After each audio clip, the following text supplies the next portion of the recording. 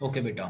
देखो बेटा, जो आज का हमारा टॉपिक है, पहले तो चैप्टर का नाम है हमारा अमाइंस। आपके ऑर्गेनिक का ये लास्ट चैप्टर है अमाइंस। इसमें हम मेथड ऑफ प्रिपरेशन कर रहे थे अमाइंस की। अमाइंस का फॉर्मूला होता है RnH2। NH2 जुड़ जाए किसी के साथ तो अमाइन है। तो इसमें हम फिफ्थ मेथड ऑफ प्रिपरेशन कर रहे हैं। इस मेथड का नाम है गैब्रियल पैथालिमाइड सिंथेसिस। देखो, या तो इसे कई टीचर्स ना इसे गेब्राइल बोल देते हैं, जिब्राइल गिब्राइल इस तरह से। तो गैब्रियल पैथालिमाइड सिंथेसिस, इसमें हम प्राइमरी अमाइंस बनाते हैं। ये रिएक्शन थोड़ी देखने में मुश्किल लगती है, बट ये इंपॉर्टेंट है, पेपर में ये आ जाती है। तो क्या चीजें हैं, अब जरा समझो ध्यान से क्या क्या होता है इसमें। जो हमारी गैब्रियल पैथालिमाइड सिंथेसिस है, इसमें हम पैथालिमाइड लेते हैं। ये पैथालिमाइड है। इस पैथालिमाइड को हम KOH से पहले रिएक्ट करवाते हैं, फिर हम RX से रिएक्ट करवाते हैं, फिर उसके बाद NaOH से रिएक्ट करवाते हैं और इसको हम अमाइन में चेंज कर देते हैं। और इस मेथड से हम सिर्फ और सिर्फ प्राइमरी अमाइन बना सकते हैं। प्राइमरी अमाइन होता है RnH2।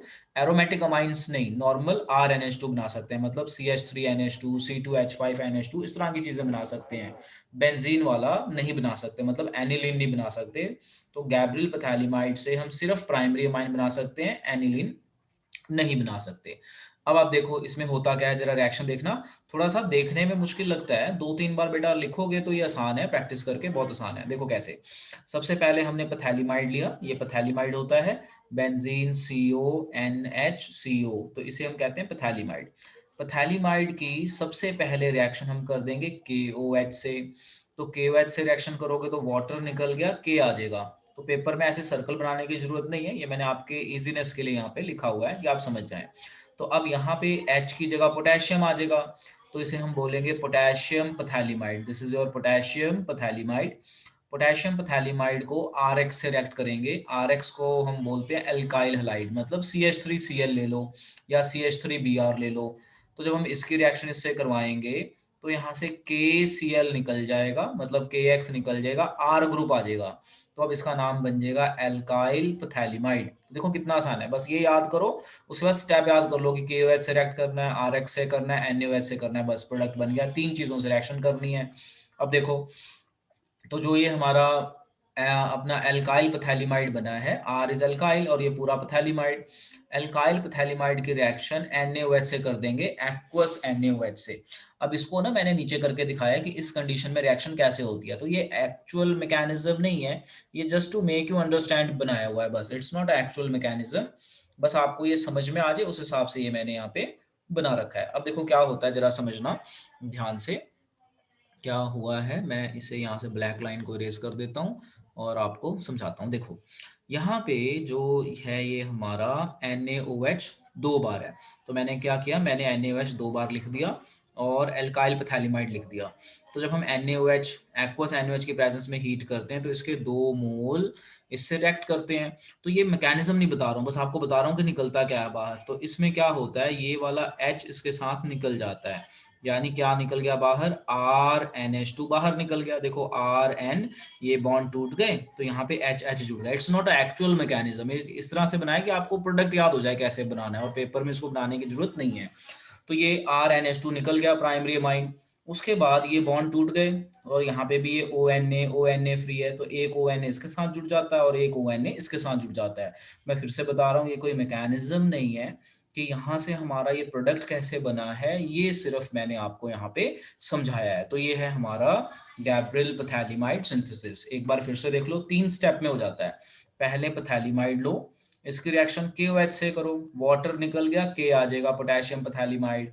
पोटेशियम पैथालिमाइड की रिएक्शन RX से करो, KX निकल जाएगा, R आ जाएगा इसकी जगह पे। तो हमें मिलेगा एल्काइल पैथालिमाइड। एल्काइल पैथालिमाइड की रिएक्शन NaOH से करो, एक्वस, तो RnH2 निकल जाएगा, ONA बचेगा, वो जुड़ जाएगा। तो ये बहुत ही आसान है। अब यहाँ पे क्वेश्चन क्या बनता है, पहला क्वेश्चन बनता है कि ये रिएक्शन लिखो। दूसरा क्वेश्चन बनता है कि हम इसकी हेल्प से सिर्फ प्राइमरी अमाइन बनाते हैं, हम एरोमेटिक अमाइन क्यों नहीं बना सकते, हम एनिलीन क्यों नहीं बना सकते। अब ये बड़ा इंपॉर्टेंट क्वेश्चन है। तो देखो, अगर मैं यहाँ पे RX ले रहा हूं तो मुझे R मिल रहा है। अगर मैं यहाँ पे बेंजीन X ले लूं तो मुझे बेंजीन मिलेगा, तभी बेंजीन NH2 बनेगा ना। बट होता क्या है आपको पता है, बेंजीन X जो है वो रेजोनेंस स्टेबलाइज्ड होता है, उसका बॉन्ड टूटेगा ही नहीं, मतलब न्यूक्लियोफिलिक सब्स्टिट्यूशन होएगी ही नहीं। तो यहाँ पे दूसरा क्वेश्चन ये आता है कि हम गैब्रियल पैथैलिमाइड से अपना ये क्यों नहीं बना सकते this is called your aniline. So देखो इसका आंसर यहाँ पे लिखा हुआ है, aromatic primary amines cannot be prepared by this method because aryl halide do not undergo nucleophilic substitution reaction। मतलब क्या है कहने का कि अगर मुझे ये बेंजीन NH2 चाहिए, मतलब एनिलीन बनाना है, तो मुझे RX की जगह बेंजीन X लेना पड़ेगा, मतलब क्लोरोबेंजीन या ब्रोमोबेंजीन। तो अब देखो होगा क्या, अगर मैं इस RX की जगह क्लोरोबेंजीन ले लूं तो ये वाला टूटता ही नहीं है, क्योंकि इसमें डबल बॉन्ड करेक्टर आ जाएगा, और जो ये वाला न्यूक्लियोफाइल है ये इसको सब्स्टिट्यूट ही नहीं कर पाता। तो यही चीज लिखी हुई है, जबकि RX में क्या होता है, KX आराम से निकल जाता है। तो RX की जगह अगर आप बेंजीन X लो तो ये सब्स्टिट्यूशन ही नहीं हो पाएगी। तो यहाँ पे पेपर में बड़ा इंपॉर्टेंट क्वेश्चन बनता है, जो मैं यहाँ पे मार्क कर रहा हूँ, ये आप नोट कर लेना, वेरी वेरी इंपॉर्टेंट क्वेश्चन। यहाँ पे मैं स्टार लगा रहा हूँ। क्वेश्चन बनता है, aromatic primary amines cannot be prepared by this method, why?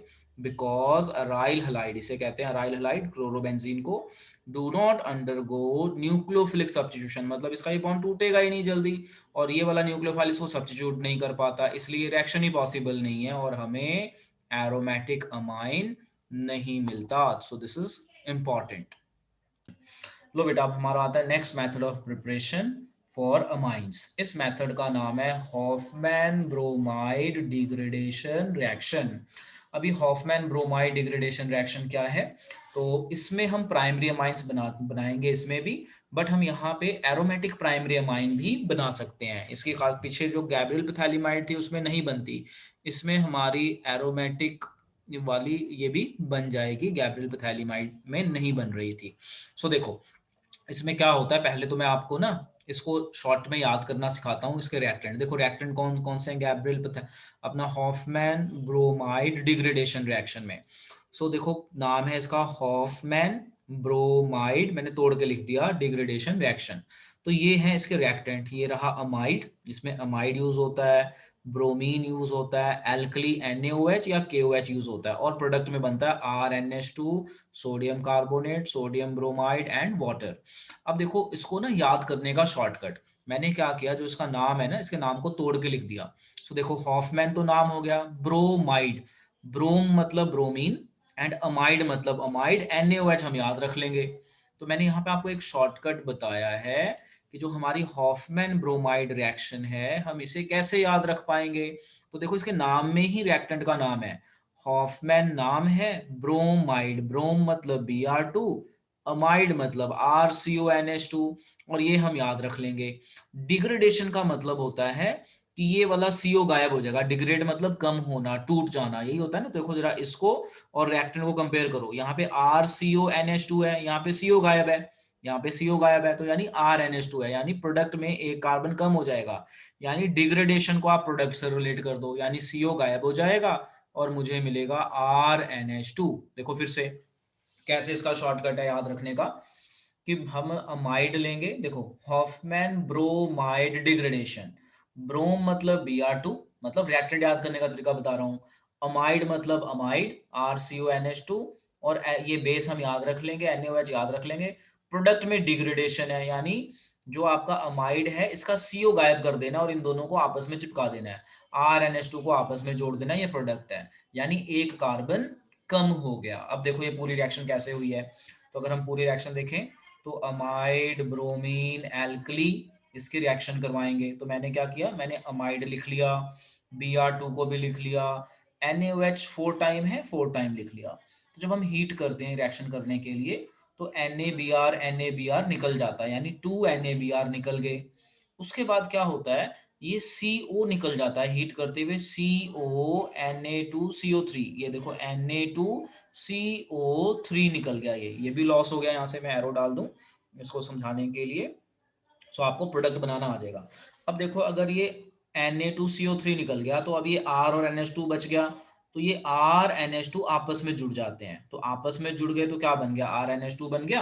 तो ये तरीका है इसके प्रोडक्ट को याद रखने का। एक बार फिर से सुन लो शॉर्टकट, हॉफमैन ब्रोमाइड डिग्रेडेशन, इसमें भी हम अमाइन बनाते हैं, हम यहाँ पे एनिलीन भी बना सकते हैं, प्राइमरी अमाइन ही बनते हैं, हम यहाँ पे एनिलीन भी बना सकते हैं। अब इसमें क्या होता है, इसका रिएक्टेंट कैसे याद करना है, इसके नाम से ही, हॉफमैन ब्रोमाइड, ब्रोम मतलब Br2, अमाइड मतलब अमाइड, और NaOH हम याद रख लेंगे। प्रोडक्ट डिग्रेडेशन है, डिग्रेडेशन मतलब CO हटा देना है, इन दोनों को चिपका देना आपस में, देखो जैसे यहाँ चिपकाया तो ये प्रोडक्ट बन गया। तो अब अगर मैं कभी आपसे क्वेश्चन पूछ लूँ ऐसा कि भाई मैंने ना हॉफमैन ब्रोमाइड करके एक अपना अमाइन प्रोडक्ट बनाया है, तो आपका जो अमाइन होगा ये ऑलवेज जो प्रोडक्ट बनेगा it is always 1 carbon less than reactant या नहीं, बोलो बोलो जरा कंपेयर करो कि जो ये हमारा प्रोडक्ट बनेगा it is always 1 carbon less than reactant और इक्वल, जरा चेक करके बताओ, बताओ जरा, देखो इन दोनों को चेक करके बोलो। Yes, it is always 1 carbon less. तो मान लो पेपर में क्वेश्चन आ जाए कि भाई हमने यहाँ पे आपको CH3 CH2 NH2 बनाया, तो रिएक्टेंट बताओ क्या रहा होगा, तो क्या बताओगे, जरा ध्यान से समझना मैंने क्या बोला। मान लो मैंने क्वेश्चन पूछ लिया कि भाई आपने हॉफमैन ब्रोमाइड रिएक्शन की और आपको प्रोडक्ट मिला CH3 CH2 NH2, तो मैंने पूछा कि इसका रिएक्टेंट बताओ क्या रहा होगा हॉफमैन का, तो क्या आंसर लिखोगे रिएक्टेंट का। देखो मैंने बोला ये प्रोडक्ट है हॉफमैन ब्रोमाइड डिग्रेडेशन का, तो इसका रिएक्टेंट बताओ, तो रिएक्टेंट में क्या होगा, एक कार्बन एक्स्ट्रा कर देना, रिएक्टेंट में ऐसा हो जाएगा CH3 CH2 C double bond O NH2, तभी होगा ना, ये कार्बन गायब हो गया तभी ये प्रोडक्ट बना ना। गॉट इट बेटा, गॉट इट। कैसे क्वेश्चन आ सकते हैं, तो पेपर में ऐसे क्वेश्चन आते भी हैं कि आपको वो बोलेंगे कि आपने हॉफमैन ब्रोमाइड रिएक्शन की और आपको ये प्रोडक्ट मिला, आप इसका रिएक्टेंट बताओ, तो जो भी रिएक्टेंट होगा ना उसमें CO ऐड कर देना, देखो जैसे मैंने CO ऐड कर दिया। या कई बार इसका उल्टा, भाई आपका ये रिएक्टेंट है बताओ प्रोडक्ट क्या बनेगा, तो प्रोडक्ट में ये CO गायब कर देना, प्रोडक्ट में कार्बन कम कर देना, रिएक्टेंट में एक कार्बन ज्यादा कर देना, दैट्स इट। तो इतना मोटा मोटा सा आपने ये याद रखना है, तो मैं इसको यहाँ से इरेज कर देता हूँ, सिर्फ समझाने के लिए मैंने यहाँ पे ये लिखा था, तो it's easy so you can keep in mind. और इसमें क्या होता है, एक कार्बन कम बनता है, तो ये रिएक्शन हमने वहां पे यूज करनी है जहां पे हमें नंबर ऑफ कार्बन एटम्स को क्या करना पड़ जाए, कम करना पड़ जाए। चलो नोट कर लो, नोट करके डन बोलो। लो बेटा, एक क्वेश्चन और है मेरा यहाँ पे, जैसे मैंने पूछ लिया कि ये RNH2 की जगह आपने बनाया बेंजीन NH2, अब आप मुझे इसका रिएक्टेंट बताइए, तो क्या आंसर आएगा बताओ। मैंने बोला कि आपने हॉफमैन ब्रोमाइड रिएक्शन की और आपको एनिलीन मिला, मेरा क्वेश्चन है इसका रिएक्टेंट क्या रहा होगा, बताओ जरा, क्या रहा होगा रिएक्टेंट, इसे देख के बताओ यहाँ से, क्या रहा होगा, बेंजीन, बोलो बच्चों, क्या रहेगा reactant, benzene C double bond O NH2, यही रहा होगा ना, देखो यहाँ पे बेंजीन और NH2 है यानी CO गायब है, तो इसके बीच में CO ऐड कर दो, ऐसे ही होता है, CO गायब हो जाता है। समझ में आया, बोलो बच्चों, समझ में आया। देखो एक बार दोबारा देख लो क्वेश्चन कैसे आते हैं। क्वेश्चन में आता है कि आपने हॉफमैन डिग्रेडेशन रिएक्शन की, उसका प्रोडक्ट मिला एनिलीन, तो इसका रिएक्टेंट बताइए क्या रहा होगा, तो हमें पता है हॉफमैन डिग्रेडेशन में CO हट जाता है, तो बस इसमें CO हमने ऐड कर दिया तो ये रिएक्टेंट हो गया, ठीक है। तो बेंजीनमाइड आपका रिएक्टेंट हो गया और एनिलीन आपका प्रोडक्ट हो गया, तो इससे मैचिंग बहुत सारे क्वेश्चंस आपको बेटा मिलेंगे। ओके बेटा, अब हम कुछ क्वेश्चंस की प्रैक्टिस करते हैं। सो देखो क्वेश्चंस यहाँ पे, क्वेश्चन है write IUPAC, write structure and IUPAC name of, तो कह रहा है the amide which give propane amine by Hofmann bromide reaction. So देखो कितना आसान क्वेश्चन है, कह रहा है कि अमाइड बताओ, the amide which give propane amine by Hofmann bromide degradation, उसका आप अमाइड का नाम बताओ, मतलब रिएक्टेंट का नाम बताओ। तो देखो प्रोडक्ट का नाम तो उसने दे दिया, प्रोडक्ट का नाम दे रहा है प्रोपेनमाइन, यानी 1 2 3 और NH2 लगा दो तो ये प्रोपेनमाइन, यानी उसने हमें किसका नाम दे दिया, प्रोडक्ट का नाम दे दिया। तो can you guess about the reactant, बताओ बेटा रिएक्टेंट क्या रहा होगा, रिएक्टेंट होगा 1 2 3 4 डबल बॉन्ड O और NH2 लग जाएगा। गॉट इट, पता चल गया। तो मैं इसे इरेज कर रहा हूं, आप वहां पे आंसर देख सकते हैं, आंसर लिखा भी हुआ है। आंसर में क्या लिखा हुआ है देखो, प्रोपेन अमाइन कंटेन 3 कार्बन। तो अगर हमने इसका रिएक्टेंट देखना तो उसमें एक कार्बन ज्यादा हो जाएगा, सीओ ज्यादा हो जाएगा। देखो प्रोपेन अमाइन में 3 कार्बन होते हैं, रिएक्टेंट में 4 हो जाएंगे, CO extra, that is butanamide. अब इसका second question, the amine produce by Hofmann degradation is benzenamide. कह रहा है उस अमाइन का नाम बताओ, कि अमाइन का नाम बताओ जब हम डिग्रेडेशन करते हैं बेंजीनमाइड। तो बेंजीनमाइड ये रहा, तो जब मैं इसकी हॉफमैन डिग्रेडेशन करूंगा तो सीओ गायब हो जाएगा, तो आंचल क्या बचेगा प्रोडक्ट। अगर ये सीओ गायब हो गया तो प्रोडक्ट क्या बनेगा, ये दोनों जुड़ जाएंगे आपस में, क्या बनेगा प्रोडक्ट यस। बेटा, एनिलिन। एनिलीन। यस, तो यहाँ पे हमने लिख दिया डायरेक्ट। तो पेपर में देखो इस तरह से क्वेश्चन आ सकता है या डायरेक्ट क्वेश्चन आ सकता है, अभी रिएक्शन लिखो, Hofmann bromide degradation reaction. Okay जी, अब हम आगे चलते हैं। तो इस तरह से बेटा क्वेश्चंस आते हैं पेपर में, वेरी वेरी इंपॉर्टेंट। अब हम आते हैं आगे। अब हमारा बहुत ही इंपॉर्टेंट टॉपिक आता है, तो इस टॉपिक का नाम है structure basicity relationship of amines. मतलब अब हम यहाँ पे पढ़ने वाले हैं कि जो अमाइंस हैं वो बेसिक हैं तो कैसे हैं, कुछ इस तरह से स्ट्रक्चर के बारे में। तो आपको मैं मोटा मोटा सा बता दूं पहले बेसिसिटी के बारे में, फिर मैं आगे चलता हूँ। देखो बेसिक चीजें क्या होती हैं, जरा ध्यान से समझना। अगर मुझे बोलना है कि कोई चीज बेसिक है तो उसमें दो चीजें होती हैं, या तो वो OH नेगेटिव आयन फॉर्म करे, जैसे, और बेस क्या होते हैं, बेस वो होते हैं which form OH negative ion और विच कैन डोनेट इलेक्ट्रॉन। याद आया, बेस हम किसे बोलते हैं, बेस वो होते हैं which can form OH negative ions और वो substance which can donate electron. तो अब चेक कर लो, यानी बेस की डेफिनेशन तो इन दो चीजों में छुपी हुई है कि बेस हम किसको किसको कहते हैं, बेस उसे कहते हैं जो OH बनाए या फिर इलेक्ट्रॉन डोनेट करे। तो अगर हम एल्केन अमाइन और अमोनिया को कंपेयर करें तो देखो एल्केन अमाइन क्या होता है, एल्केन अमाइन होता है आर मतलब CH3 C2H5 कुछ भी हो सकता है, मतलब कार्बन चेन RNH, और एक होता है इसके ऊपर लोन पेयर। इसी तरह से आ जाओ अमोनिया, अमोनिया होता है NH3 और इसके ऊपर होता है एक लोन पेयर। तो डोनेट इलेक्ट्रॉन, इसका मतलब इसके पास एक लोन पेयर है, इसके पास एक लोन पेयर है, यानी दोनों डोनेट कर सकते हैं, दोनों डोनेट कर सकते हैं। बट हमारा क्वेश्चन है विच इज मोर बेसिक, है तो दोनों basic but which is more basic. तो मोर बेसिक वो होगा जो जल्दी डोनेट करेगा। अब देखो जरा ध्यान से समझना, ये आर ग्रुप जुड़ा हुआ है, आर ग्रुप होता है इलेक्ट्रॉन डोनेटिंग ग्रुप। तो जब कोई इलेक्ट्रॉन डोनेटिंग ग्रुप किसी के साथ जुड़ा हो तो उसे हम प्लस आई इफेक्ट कहते हैं, यानी positive inductive effect. Inductive effect होता है डोनेटिंग, कोई दे रहा है इलेक्ट्रॉन, कोई खींच ले इलेक्ट्रॉन अपनी तरफ तो वो होता है विड्रॉइंग, माइनस आई। अब देखो यहाँ अमोनिया में कोई भी डोनेटिंग ग्रुप नहीं है, यहाँ पे जस्ट लोन पेयर है। यहाँ पे लोन पेयर भी है, साथ में एक डोनेटिंग ग्रुप भी है। डोनेटिंग ग्रुप वो होते हैं जो इलेक्ट्रॉन देते हैं। तो जब ये इलेक्ट्रॉन देगा तो इसकी इलेक्ट्रॉन डेंसिटी बढ़ जाएगी, यानी ये इलेक्ट्रॉन जल्दी लॉस करेगा, क्योंकि ये इसको इलेक्ट्रॉन दे रहा है कोई साथ में, तो ये जल्दी डोनेट कर देगा। यहाँ पे ऐसा नहीं है, यहाँ पे इसके खुद का लोन पेयर है, ये डोनेट हो जाएगा, बट यहाँ पे कोई देने वाला नहीं है, कोई डोनेटिंग ग्रुप नहीं है। तो हम बोलेंगे alkane amine, all alkane amine, alkane amine की कोई भी टाइप हो, 1 carbon 2 carbon 3 carbon, they all are more basic than ammonia. ये दोनों बेसिक हैं but alkane amine is more basic. Why more basic? Because of presence of one R group or electron donating group. Electron density on nitrogen increases and hence alkane amine is more basic than ammonia. लिखिए, बहुत ही important question है।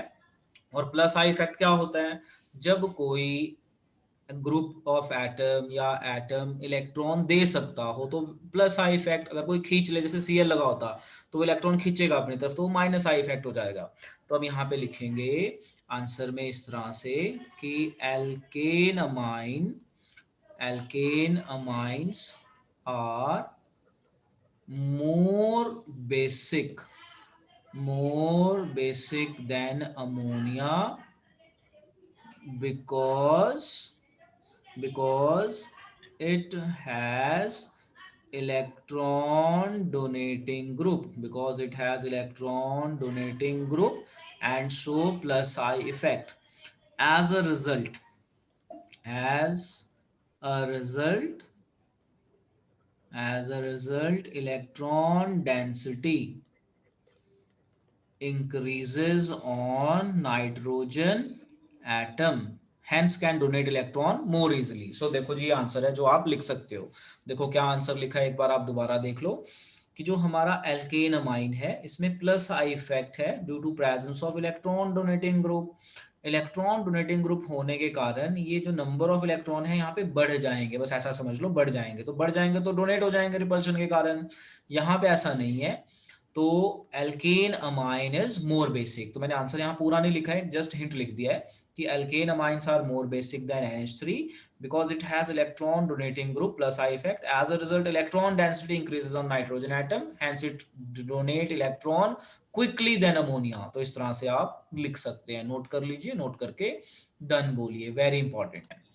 Okay बेटा, तो हमने basicity का concept शुरू कर दिया. हमने अभी पढ़ा alkane amine versus ammonia which is more basic. अब हम इसकी डिटेल में जाएंगे कि हम primary amine, secondary amine, tertiary amine, फिर उसको गैशियस फेज में और एक्वस फेज में डिस्कस करेंगे विच is more basic.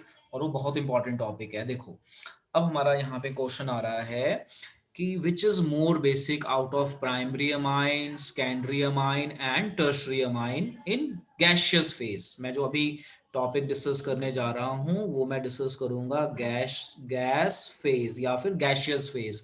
Gaseous phase में क्या होता है, इंटरेक्शंस वीक होती हैं, मॉलिक्यूल दूर दूर होते हैं. तो कौन सा है, देखो सबसे पहले प्राइमरी अमाइन RNH2, इसे हम कहते हैं प्राइमरी अमाइन 1 डिग्री. RNRH, इसे हम कहते हैं सेकेंडरी अमाइन 2 डिग्री. इसी तरह से RNRR, लोन पेयर बनाने चाहें तो हम इस तरह से बना सकते हैं. ये हो गया आपका टर्शरी अमाइन. अब क्वेश्चन यही है, क्योंकि हमारा बेसिसिटी से रिलेटेड चल रहा है, तो क्वेश्चन ये है कि गैस फेज में क्या होता है, ये दूर दूर होते हैं. तो दूर दूर होते हैं तो आप ये बताइए कि इसमें कौन सबसे ज्यादा बेसिक है. तो देखो अभी मैंने आपको सिखाया, इसके साथ एक इलेक्ट्रॉन डोनेटिंग ग्रुप है, इसके साथ सेकेंडरी में 2 इलेक्ट्रॉन डोनेटिंग ग्रुप हैं, और टर्शरी में कितने इलेक्ट्रॉन डोनेटिंग ग्रुप हैं आपके, 3. तो अब आप मुझे ये बताइए on the basis of inductive effect which is more basic, जिसके पास 3 डोनेटिंग ग्रुप हैं या जिसके पास 1 या 2, विच इज मोर बेसिक, बताइए. देखो बेसिक वो होता है जो इलेक्ट्रॉन डोनेट कर दे, है ना, जो इलेक्ट्रॉन डोनेट कर सकता हो. तो इसके साथ प्लस आई इफेक्ट एक बार है, यहाँ पे 2 बार है, यानी 2 साइड से इसको इलेक्ट्रॉन मिल रहे हैं, इसको 3 साइड से मिल रहे हैं. तो ऑब्वियसली इट इज क्लियर कि जहां पे ज्यादा प्लस आई इफेक्ट होगा, यहाँ पे प्लस आई इफेक्ट सबसे ज्यादा, यानी सबसे ज्यादा इलेक्ट्रॉन डोनेशन यहाँ पे है. तो ये इलेक्ट्रॉन इसको रिपेल करेंगे, तो ये बहुत जल्दी डोनेट होगा. यहाँ पे 2 हैं, फिर ये, और सबसे कम ये. तो अगर हम ऑर्डर ऑफ बेसिसिटी चेक करें तो यहाँ पे जो है हमारा tertiary amine is more basic, ये वाला हो जाएगा आपका मोर बेसिसिटी इंक्रीज हो रही है. तो इधर जाते हुए तो टर्शरी अमाइन जो है हमारा हो जाएगा मोर basic in case of gaseous phase. But aqueous phase में हमारा आंसर अलग आता है. एक्वस फेज में क्यों अलग आता है उसको हम थोड़ी देर में डिस्कस करेंगे. तो ये जो हमने कंसेप्ट डिस्कस किया, इस कंसेप्ट को हम कहते हैं इंडक्टिव इफेक्ट. जो भी हमने एक्सप्लेनेशन दी है, इस एक्सप्लेनेशन को हम कहते हैं इंडक्टिव इफेक्ट. इंडक्टिव इफेक्ट क्या होता है, इंडक्टिव इफेक्ट होता है कि डोनेटिंग ग्रुप कितने लगे हुए हैं. देखो ये नाइट्रोजन के पास लोन पेयर ऑलरेडी है, ये डोनेटिंग ग्रुप लगा है, यहाँ पे 2 लगे हैं, यहाँ पे 3 लगे हैं. तो देखा ये गया एक्सपेरिमेंटली इन गैशियस फेज कि जिसके पास ज्यादा आर ग्रुप होते हैं ना, ज्यादा डोनेटिंग ग्रुप होते हैं, तो उसका जो ये लोन पेयर है ये बहुत जल्दी डोनेट होता है, क्योंकि डोनेट करने वाले ज्यादा हैं तो जल्दी से डोनेट हो जाएगा. तो ज्यादा डोनेशन के कारण ये मोर बेसिक. तो on the basis of inductive effect in gaseous phase, याद रखना गैशियस फेज, एक्वस फेज में आंसर अलग आएगा, वो भी देखेंगे हम थोड़ी देर में. तो अगर कभी ऐसा क्वेश्चन आ जाए आपके पेपर में कि विच out of primary, secondary and tertiary amine is more basic, तो आप बताइए tertiary amine is more basic because it has more number of inductive effect, because it has 3 alkyl group which increases electron density on nitrogen atom, hence electron donation is fast, very fast.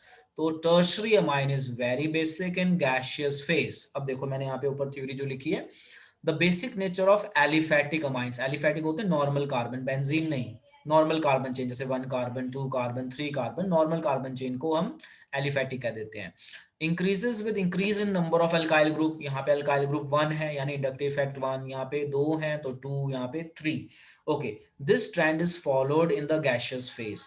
The order of basicity of amines in gaseous phase follow the expected order. Tertiary amine is more basic, secondary amine, primary amine, and as compared to ammonia. तो ये सारे इन सब में सबसे ज्यादा basic हो जाएगा आपका ये टर्शरी अमाइन। तो अभी हम अगले लेक्चर में हम डिस्कस करेंगे कि गैसियस फेज में क्या होता है, वहां पे क्या अलग हो जाता है। तो एक बार फिर से देखो, अगर क्वेश्चन आ जाए पेपर में कि which out of primary amine, secondary amine and tertiary amine is more basic and why in gaseous phase। ध्यान रखना फेज का, गैसियस फेज।